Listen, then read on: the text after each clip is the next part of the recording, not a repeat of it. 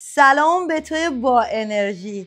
اومدیم سراغ شکم پهلو، همون قسمتی که خیلیامون دوست داریم تغییرش بدیم. امروز توی این ویدیو قراره هم چربیای شکممون رو از بین ببریم و هم عضله سازی بکنیم. اولین نکته‌ای که برای ساخت یه شکم صاف و تخت مهمه اینه که تو باید رژیم سالم خوری داشته باشی. برو ویدیوهای قبلی رو نگاه کن که توش سالم خوری رو دقیق برات توضیح دادم. اونجا متوجه میشی که چی بخوری، چقدر بخوری که در کنار ورزش کردن شکم تخت بشه. اگه میخوای یه شکم تخت و بدن عضلانی و سفتی داشته باشی کافی همراه من باشی. بریم با همدیگه بدنمون رو گرم کنیم.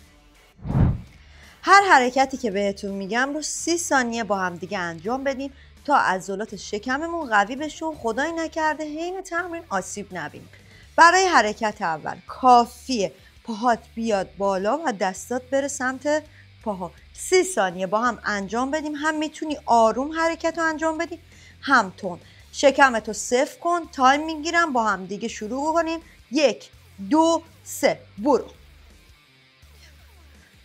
تندترش این میشه با یک کوچولو پرش، ولی اگه تند نمیتونی بزنی آروم مثل من برو. ماشاءالله دما بازدم داری. بدنتو صاف نگه دار و حرکت رو درست انجام بده. 30 ثانیه.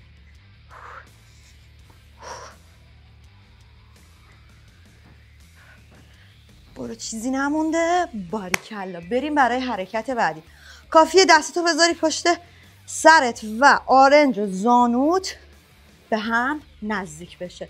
بریم 30 ثانیه هم این حرکت. 1 2 3 برو. همین تمرینات گرم کردن هم بچه برای چربی سوزی شکم پهلوتون خیلی خوبه.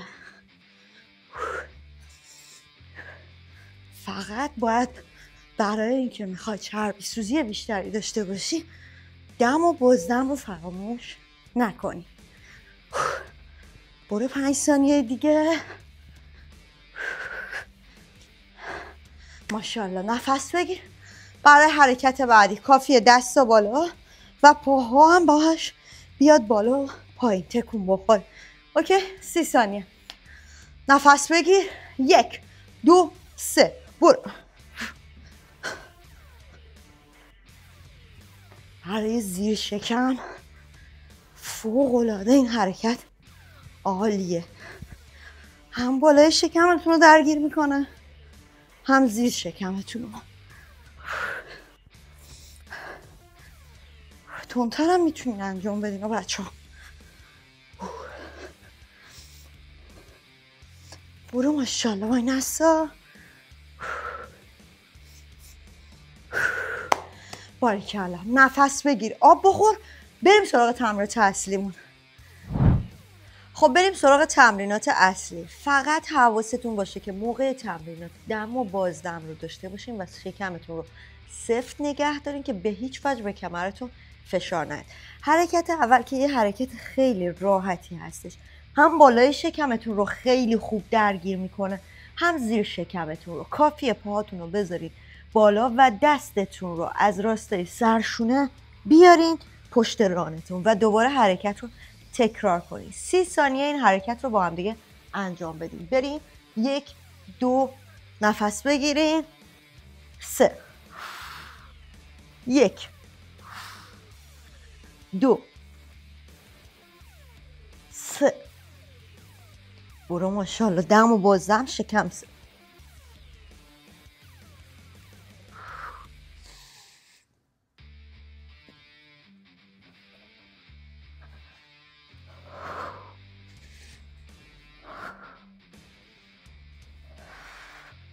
برو 5 ثانیه دیگه. تو میتونی.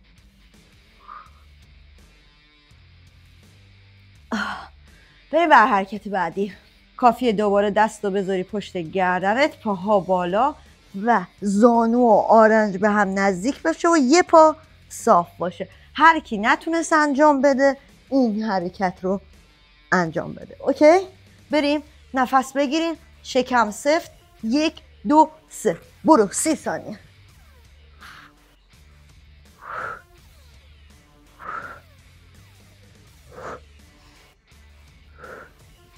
هم بالای شکمت، هم پهلود و هم زیر شکمت با این حرکت خیلی خوب درگیر میشه.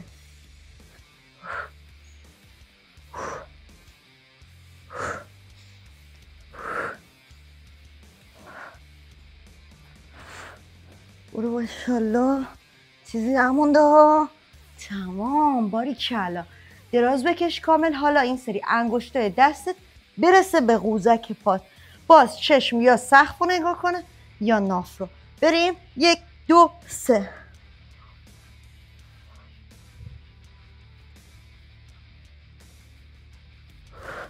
توی این حرکت هم پهلوت خیلی خوب درگیر میشه.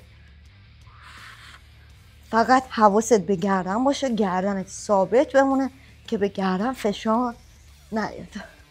برو ماشاءالله. 10 ثانیه دیگه. شکمتو صفر نگه دار، ببین چقدر فشار بیشتر میشه و دم و بازدم رو. ماشاءالله. یه نفس بگیر. امکان داره به کمر بعضیتون فشار اومده. برای اینکه این فشار خنثی بشه فقط کافیه تو حالت پل باسن قرار بگیرین یه چند ثانیه و دوباره بریم برای ست دوم و حرکت رو دوباره با هم دیگه تکرار کنیم. نفس بگیر. شکم سفت. 1 2 3. برو. حرکت رو تمرکزی تر هر چقدر انجام بدی درگیری روی عضلات شکمت بیشتر میشه. تمام حواستو بذار روی عضلات بالای شکم و زیر شکم. برو ماشاءالله. دم و بازدم رو داری یا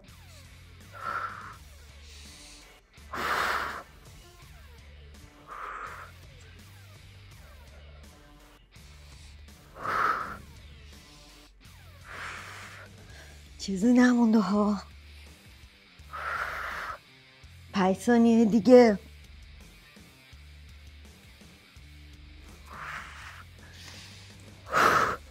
باریکلا. انشالله نفس بگیر. برو برای حرکت بعدی. بچه این سری پاهامو پایین میذارم که اونایی که بالا نتونستن بذارم با من ببینن و حرکت درست انجام بدن. این اگه اونو نتونستی جایگزینش اینو بزن. برو. قشنگ آرنج و زانو به هم برسه. برای بعضیا کامل نمیرسه، ایرادی نداره. تا جایی که میتونین آرنج و زانو رو به هم نزدیک کنین. برو ماشاءالله.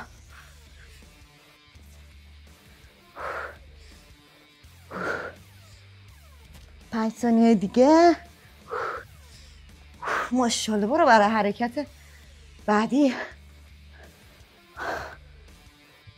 انگشتات بخوره به قوزک پا. چشمی سقف رو نگاه کنه یا ناف رو.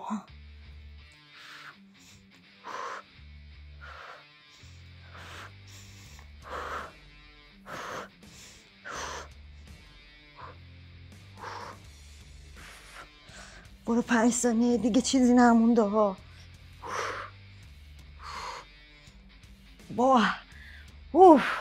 باریکلا. نفس بگیر. باسن رو ببر بالا. تو حالت پل باسن بمون که کمرت اگه بهش فشار اومده خنثی بشه. چند ثانیه استراحت و دوباره باید حرکت رو تکرار کنیم. بریم 1 2 3.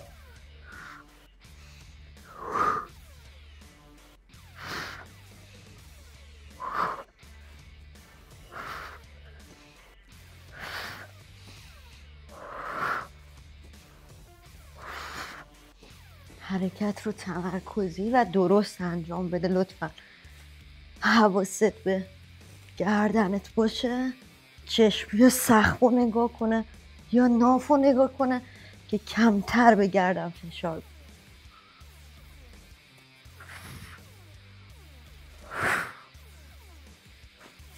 برو ماشاءالله. 5 ثانیه دیگه.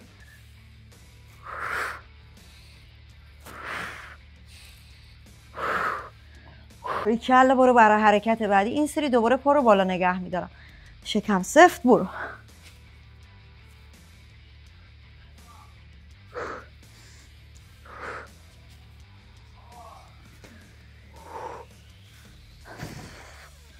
باری کلا برو ببینم. وای نسا تو میتونی.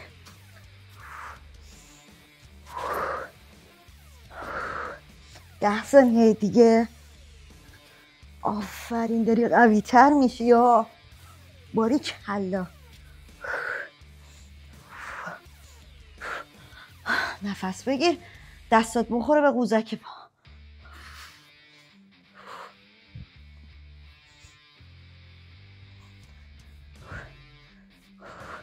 ادامه بده، تو میتونی. آخرشه ها. به این فکر کن که قراره چربی شکمت آب بشه. به این فکر کن که قراره بدنت فرم بگیره. پس ادامه بده و کم نیار. باری کلا. نفس بگیرین، بریم برای کشش.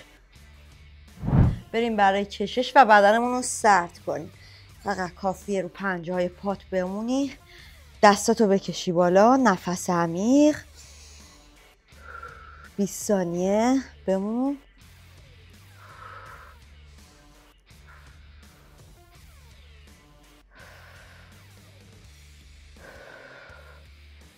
و بعد بیا به سمت چپ.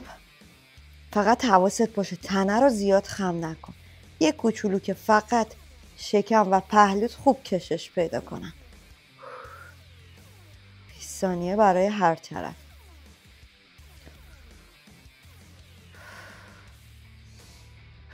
سمت بعد.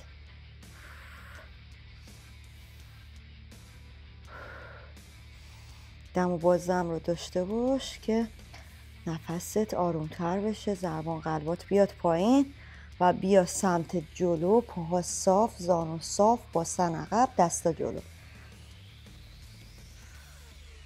دم و بازدم.